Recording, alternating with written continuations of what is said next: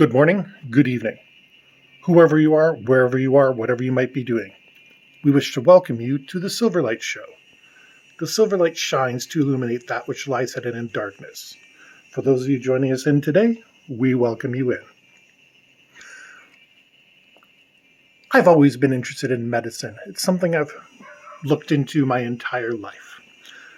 Not only being a former lifeguard, I would never had the inclination to be a nurse or a doctor. Those are difficult professions.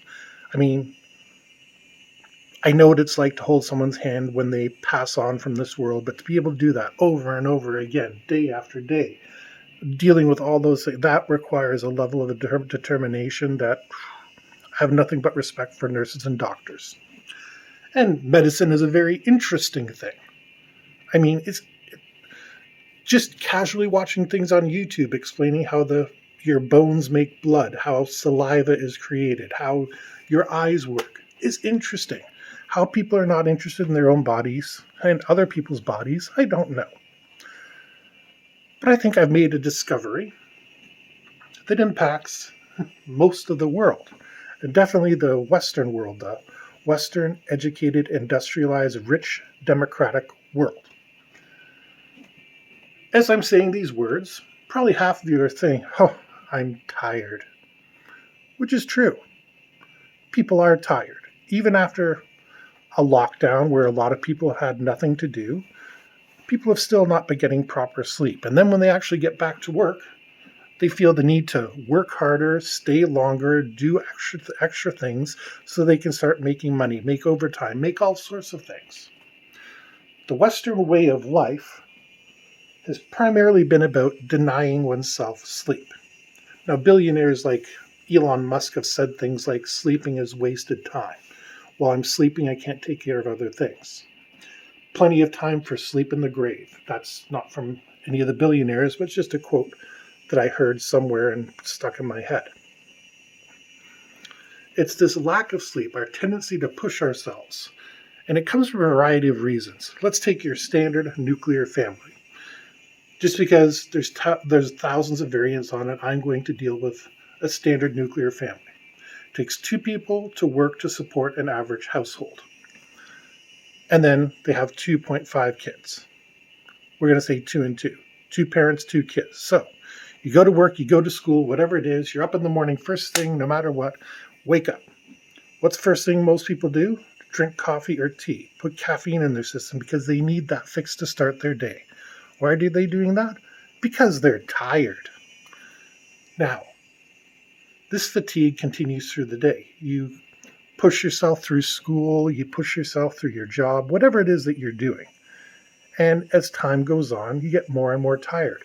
Then when you come home, you got homework to do, or if you're one of the parenting figures, you've got to cook a meal, prepare something, help your kids with your homework, spend time, wait for them to go to sleep so that way you can go to sleep. By that time, it's 11 o'clock, 12 o'clock, and you got to be awake at 6 or 7 so you can get back on the road and go to work. Or if you have younger children, the schedule gets even weirder. Now, what I found in my research was very interesting. Little hint, Silverlight's not doing 100% well. Nothing to worry about, but this past week, big baggy circles have appeared under my eyes. And I haven't been sleeping fantastic. So I started looking into this sleep deprivation thing. And sleep deprivation, as it turns out, has some really nasty side effects. And I'm not talking 1 day, 2 days, because people have no problem. They go 1 day without sleep, they'll go to bed early the next day and they'll be fine. Or a couple days, whatever it takes. But I mean, as a society, we are all sleep deprived for any number of reasons. Everybody has their reasons to wake up extra early, go to bed extra late. There's always that one thing that you have to do. And I'm not knocking anybody for that. I'm just documenting the facts as I found them.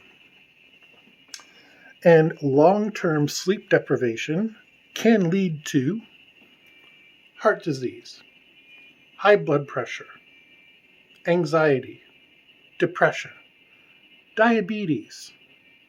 Anybody noticing a pattern here?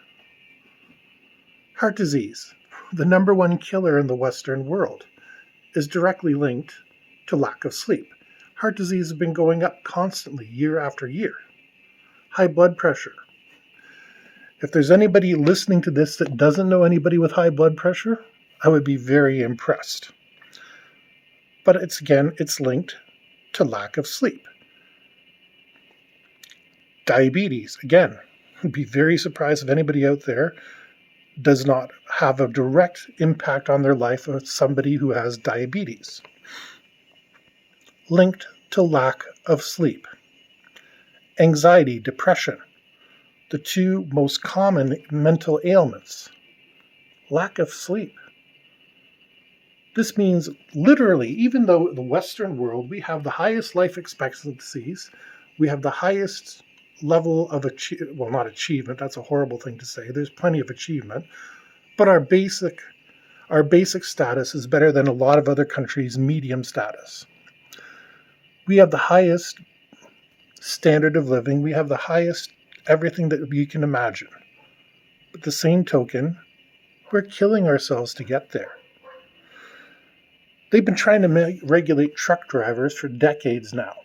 Logbooks, electronic books, computers that shut the trucks down when you're going over 11 hours driving.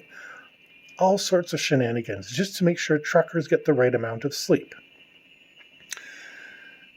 I'm going to tell you from personal experience, it's better than it was, but it's still not 100% successful.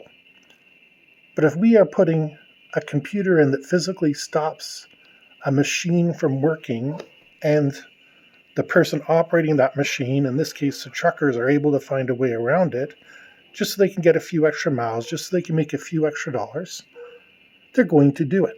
They're sacrificing their sleep, their time, their ingenuity, and everything else to make extra money. But that's like the rest of us. Don't know how many people listening to this have a second job, or even how many have a job, although I suspect a fair number of both. Nothing against you if you don't have a job, and nothing against you if you're working multiple jobs. But stress exists. Whether you are making $10 million a year or whether you're making $10,000 a year. Stress simply exists. And stress prevents us from sleeping well. The Western world is set up to generate stress. When you wake up in the morning, you have to get up at a certain time. Because you need to take your shower, you need to shave, you need to get yourself ready, and depending on the person, that can be a little bit of time or a lot of time. Then you have to drive to your workplace, which averages between 20 and 60 minutes, depending on the area. And even after all of that, you're still coming home, having to cook dinner or prepare dinner, whatever it is. Even if you arrange a delivery person, you still got to wait for them to show up. All that is time ticking out of your life, quite literally. It would be an interesting experiment to find out precisely what percentage of people are suffering simply because of sleep deprivation. As you've seen, I've tuned into that apartment building. There's a reason I tuned into it, because there's a lot of people over there, and I bet most of them are sleep deprived to one degree or another. I don't really know anybody who gets 8 hours worth of sleep. I think I know one person, but that's about it. Everybody else makes up, aside from maybe retired people. And I'm not going to address retired people because that's a different segment of society, because they've already ruined their bodies. They get to retire because they have nothing left to be exploited by the corporate, multinational, fascist jerks. But think about it.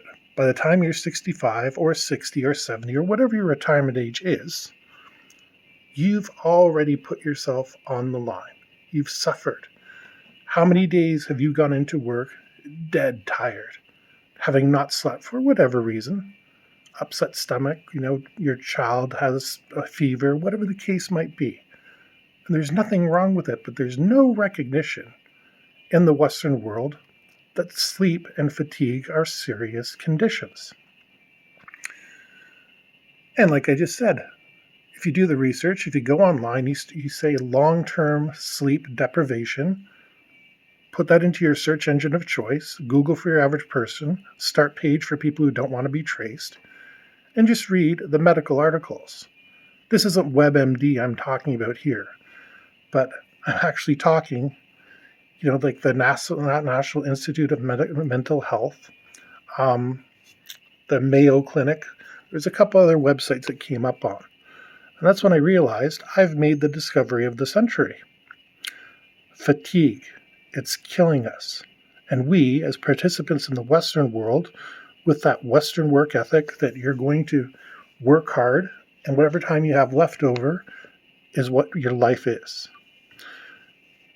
You live to work. And that needs to change. If we are to succeed as a society, if we are to see people grow old and get better and all that sort of thing, we need to change our mentality. We need to change who we are and what we are. Workaholics exist. There's lots of type A personalities out there, and type Bs and type Cs, but all of us are sleep deprived because we got to wake up, we got to rush to work, we have rush, and then we don't really have a chance to decompress. Because the next day we got to get up and do the exact same thing all over again and again and again for years and years and years, decades, until the end of our lives. That does serious damage. And I tell you again, heart disease, hypertension, which is high blood pressure, diabetes, anxiety, and depression. Now, we all know somebody with those. And just take some time and reflect how many of those people either went through a long period in their life or are in a period in their life where they're not sleeping very well. You'll find the connection is pretty direct. We need to start figuring out how to make people sleep 8 hours a day, no matter what. It literally is killing us. It's costing us years off our lives. And that's something we need to take care of immediately. Think about how you can address that in your own life, and think about maybe there's a way you can give yourself more chances to sleep and get back that life that you deserve. We wish to thank you for listening to the Silverlight Show today. Once again, if you enjoyed this, please like, share, and subscribe. And once again, we hope you all have a fantastic day.